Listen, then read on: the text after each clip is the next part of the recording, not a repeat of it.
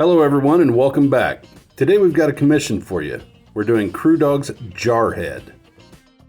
Why does he call his Mustang Jarhead? Well, Crew Dog is actually an ex-Marine. And you know what they say about Marines. Once a Marine and, well, you know the rest. Now, I must admit, I don't know a lot about the car. As a matter of fact, I've only got one photograph of it. However, this is supposed to be a surprise for Crew Dog, so he's probably not watching the video at the premiere, and I'm going to explain how we did his car. First and foremost, the car has to be exploded. No, not in a literal term, although that might be kind of fun. I've got to get each individual component of the original diecast pulled apart, and then I need to inspect them to see what I need to do to reproduce your car. Alterations like cutting out this light bar on the original police interceptor version of the diecast. See? Easy peasy. Now that I know that the light bar won't be sticking through the roof, I can start on the rest of the car. Now, I will have to admit that I'm not going to have enough room to put the big slicks under the back. There's just not enough room under the body of this car for that. At least, not at this scale. Hey, would you look at that? Just about 1 minute and 50 seconds in and we're already rinsing it off. So what's next? I've got to some way and somehow fill in the hole where the light bar was. To do that, I need some kind of temporary backing so that the body filler doesn't just fall through the hole. This little piece of paper should suffice just fine. Once I've got the paper temporarily adhered to the body, I'll mix up some 2-part body filler and slap it in there.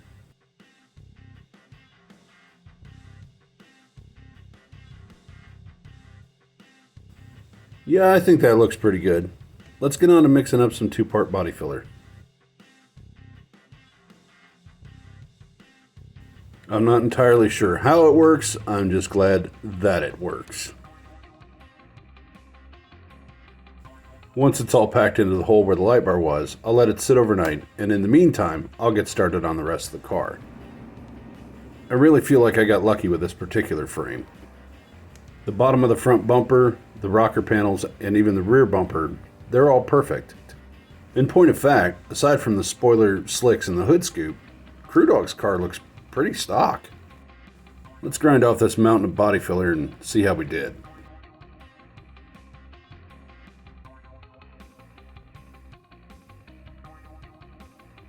Once I've got the body filler ground down to what I'd call an acceptable height, I'll come back in with a polishing wheel and see if there are any dramatic edges that I need to correct.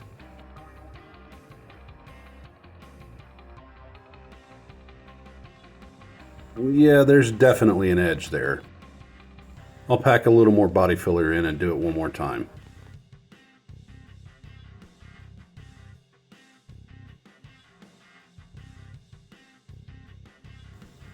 Yeah, that ought to take care of it. So what's next? Well, I actually have to repeat the process until it's right.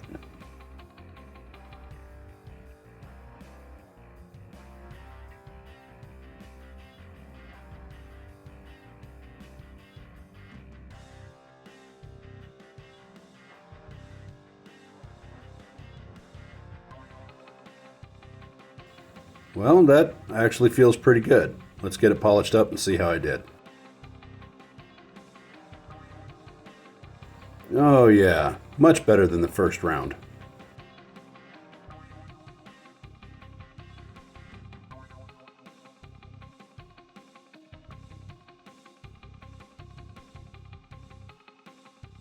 Since the roof looks so good now, I'll get into the interior and pull out that temporary piece of paper. The process can be kind of arduous. You're trying to remove the paper, but flatten out the body filler that's on the inside of the car.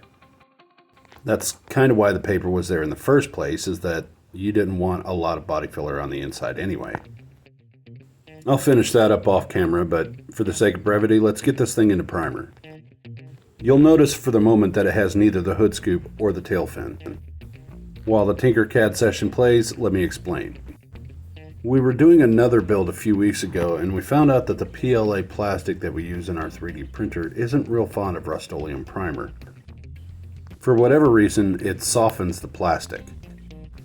I'm sure it's just some kind of chemical reaction, but I don't want to risk it. So, the hood scoop and the tail fin will be placed on the car after primer. Speaking of the tail fin, that looks pretty good. Let's get it mounted on the car and then get the car into paint.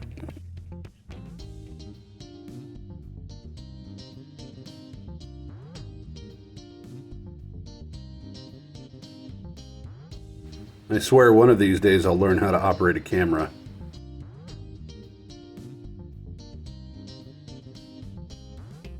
To get the tail fin to match the body, it's going to take several coats.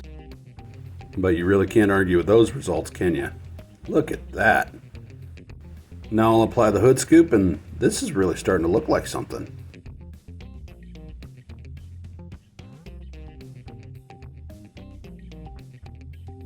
Alright, so what do you say we get on that glass? Of course, we already altered it physically, but now it needs to be tinted. In studying the one picture that I've got, I also surmised that the headlights are very darkly smoked. Once I've got the headlights painted, I'll put that section of the glass back in the car.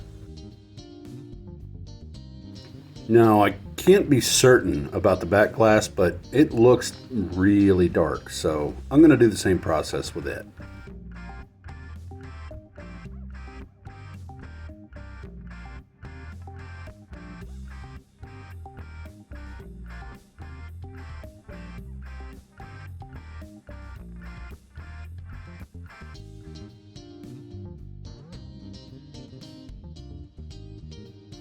Yeah, I think that looks pretty good.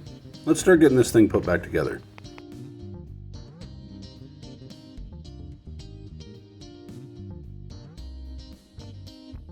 Now, since I'm unable to put the actual full-size slicks under the back, I really want the tires to be as far out as possible to kind of help me make it look like they're slicks. To that end, I need to cut the axles as long as I possibly can. Should be right about there. That'll help me to keep the tires as far to the outside of the body as possible. It won't be perfect, but it'll be pretty good. You see what I mean? Now let's get that hood scoop painted.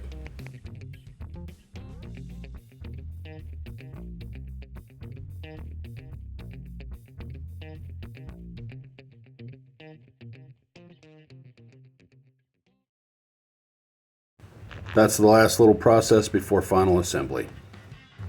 How about that? We're making progress.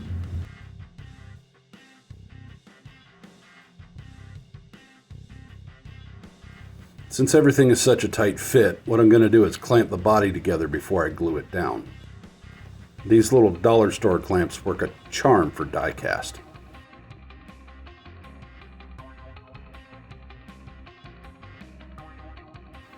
Yeah, that looks pretty slick. Let's get onto the tail fin and body trimline decals.